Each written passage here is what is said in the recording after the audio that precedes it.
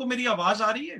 बिल्कुल आ रही है, 100% जी जी बिल्कुल भाई। अच्छा, सर आप फॉर्मर चेयरमैन एफबीआर रहे, ऑल्दो कि आपकी एफबीआर के हवाले से तहफुजात वगैरह भी थे, लेकिन अब जो हम रिजल्ट्स देख रहे हैं, एफबीआर ने रिकॉर्ड टैक्स कलेक्शन की है। उस दौर में ये कहा जाता था कि इकोनॉमी बिल्कुल तबाह हो गई है, और रजीम ये जो चेंज हुई है उसमें एक ये भी नुक्ता रखा जाता है कि इमरान खान के दौरे हुकूमत में मईशत की वो हालत हो गई थी कि अगर उनको तब्दील ना किया जाता तो खुदा न खास्ता पाकिस्तान का दिवालिया हो जाता या पाकिस्तान डिफॉल्ट कर जाता। क्या आप इस नैरेटिव से एग्री करते हैं सर? देखिए, ये जो बात उस वक्त भी की जा रही थी और आज भी की जा रही है, ये बिल्कुल सही नहीं है। और मैंने पहले भी बरबला कहा है इस बात के बारे में, और मैं आज दोबारा कहता हूँ कि इमरान खान की 4 साल इकोनॉमिक पॉलिसी में कोई ऐसी पॉलिसी मेरे सामने नहीं आई जिसको आप ये कह सकते हैं जो पाकिस्तान के माशी हालात के नुकसानदेह हो। इमरान खान की गवर्नमेंट ने, जिसमें मैं भी हिस्सा था तकरीबन 7-8 महीने, हमने वो सब्सटेंशियल चेंजेस की जिसके रिजल्ट अब आ रहे हैं और वो बेहतरी की तरफ लेके जा रहे हैं। मुझे कोई भी एक पॉलिसी, बल्कि मैं चाहूंगा जो आपके पार्टिसिपेंट बैठे हैं वो मुझसे सवाल करे तो फिर मैं उसका जवाब दूं कि उन्होंने कौन कौन सी पॉलिसीज जो हैं जो सही की और जिसकी वजह से पाकिस्तान की इकोनॉमी स्टेबलाइज हुई। और उसका रिवर्स एंगल ये हुआ कि जब आपने ये रिजीम चेंज किया तो पाकिस्तान की इकोनॉमी कंप्लीटली डिरेल हो गई और हम उसे समझा नहीं सके। मैं ये इस बात पे नहीं कह रहा कि पॉलिटिकल कोई एफिलिएशन किसी के साथ है। बात बड़ी सिंपल सी है कि जब आप एक स्टेबिलिटी के साथ एक प्रोग्राम के साथ चल रहे थे तो उस प्रोग्राम के साथ चलते हुए आपने उसको डिस्टेबलाइज कर दिया। एक नई टीम आ गई, उन्होंने एक नए तरीके से अपना काम शुरू किया।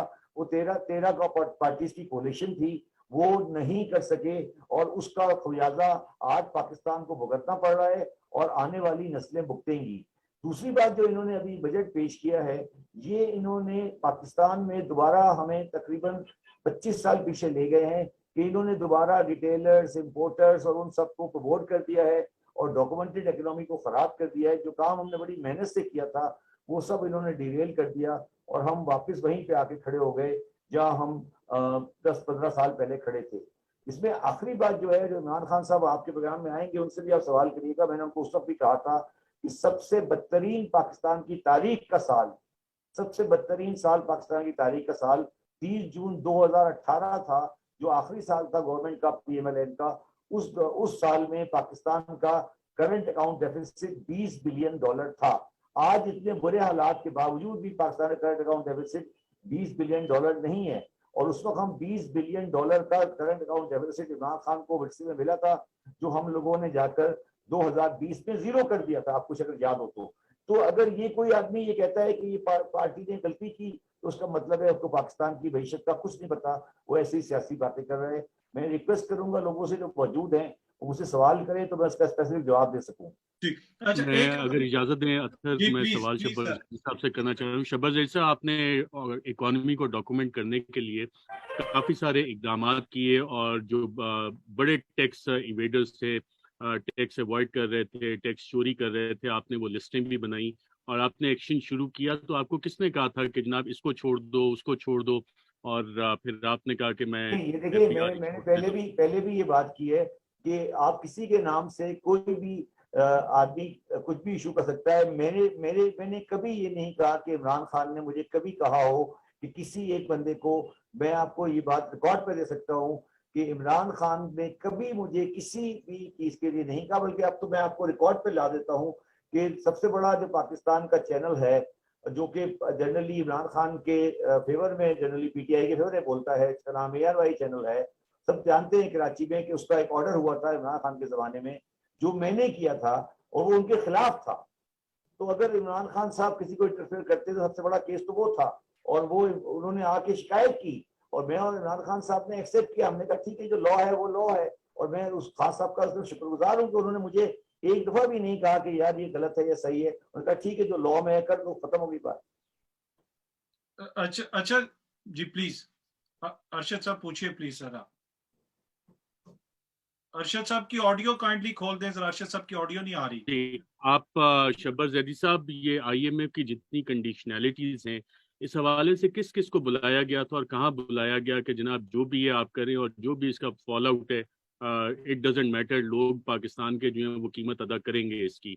कि कहाँ पे मीटिंग हुई थी? मिफ्ता थे, शौकत तरीन थे, आप भी उस मीटिंग में मौजूद थे, और कहाँ हुई थी ये नहीं, मुलाकात? मैं देखिए अरशद साहब, मैं उस मीटिंग में मौजूद नहीं था, मगर वो मुझे ये बात पता है कि उस मीटिंग में जो 3 लोग मौजूद थे, मेरे हिसाब से फिजिकली वो हफीज शेख साहब थे, शौकत तरीन साहब थे, मिफ्ता साहब थे, और जहां तक मेरी इंफॉर्मेशन है, रजा बाकर साहब ऑन वॉइस कॉल पे थे, और तारिक बाजवा साहब थे, और उसमें फैसला हुआ था, और ये फैसला हुआ था कि हमें जो कुछ भी करना है वो हम उसको सियासी बुनियादों पे नहीं कर सकते, हमें ये फैसला करना है। और मैं ये भी कहा मीटिंग था हुई कि कहाँ पे थी? सर वहाँ अशरफ साहब आप जानते हैं, मुझे आप उनसे जो कंसर्न लोग हैं उनसे पूछ रहे, वो ज्यादा बेहतर बता सकेंगे आपको। वो पाकिस्तान के जो बहुत मजबूत इदारे हैं उन्होंने उन्होंने कंडक्ट की वो भी meeting, that's what I am saying. और सब जानते उसको पाकिस्तान में, आई थिंक शौकत साहब ने शायद इसको पब्लिकली अनाउंस भी किया हुआ है, मैं आई एम नॉट करेक्ट। अच्छा शबर साहब, आपसे मेरा एक क्वेश्चन ये है कि और इस नहीं, मैं वक्त सिर्फ उस मीटिंग के बारे में ये बता दूं, देखिए मेरी बात समझें, जब हम बुनियादी फैसलों पर देर करते हैं और उसको पाकिस्तान की रेफरेंस से नहीं करते, तो फिर लोगों को जो लोग रेलिवेंट है उनको इंटरफेयर करना पड़ता है, और मेरे हिसाब से उन्होंने बिल्कुल सही काम किया।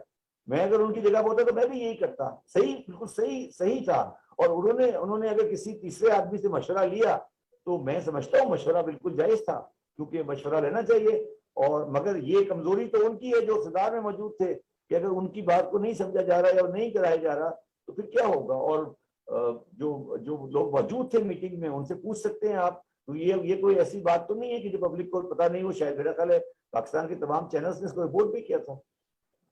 अच्छा मैं उस मीटिंग में नहीं था जी।